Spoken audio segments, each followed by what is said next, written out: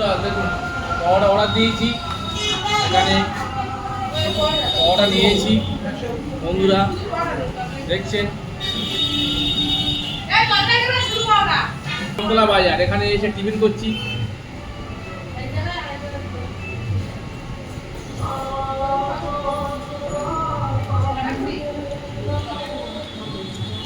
ওইখানে তো সকালে কিছু পাওয়া যায় না, ওখানে শুধু চা খেয়েছি, চা বিস্কুট, আর এখানে এসে টিফিন করছি। পরোটা নিয়েছি বন্ধুরা, চপ নিয়েছি।